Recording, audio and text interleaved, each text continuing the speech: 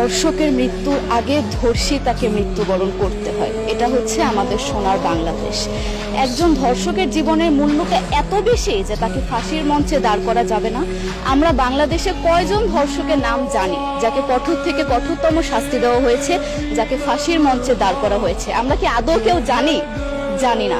অথচ আমরা কতগুলো যারা ধর্ষিত হয়েছে তাদের নাম জানি। অনেক বড় এই লিস্ট, আসলে অনেক বড়, বলে শেষ করা যাবে না।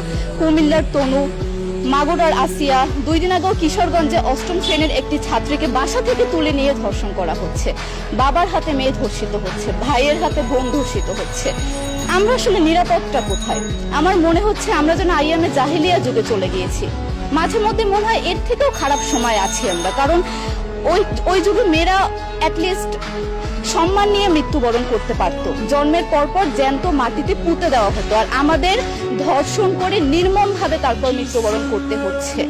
যদি সরকার আমাদের ওই নিরাপত্তা নাই দিতে পারে, তাহলে সরকারের কাছে আমাদের অনুরোধ, আমাদের জ্যান্ত মাটিতে পুঁতে দেখ। আমরা বেঁচে থাকতে চাই না, আমরা সম্মান নিয়ে মৃত্যুবরণ করতে চাই।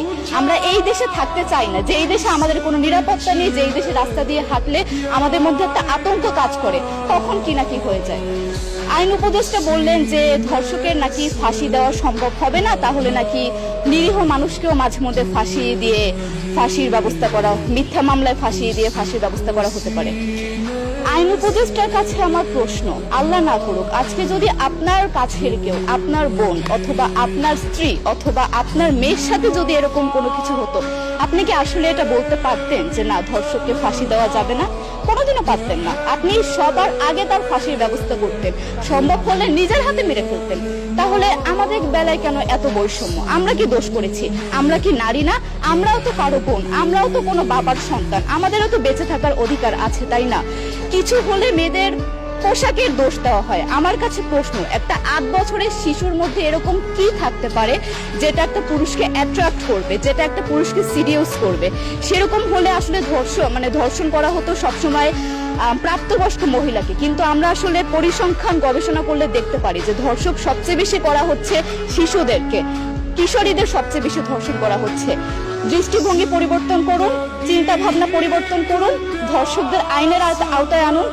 যদি আইন উপদেষ্টা অথবা প্রশাসন যদি ধর্ষকদের শাস্তির ব্যবস্থা না করতে পারে, আমাদের হাতে তুলে দেন, আমরা নিজেদের হাতে শাস্তি দিয়ে দিতে পারবো। এই সাহস আমাদের মধ্যে আছে।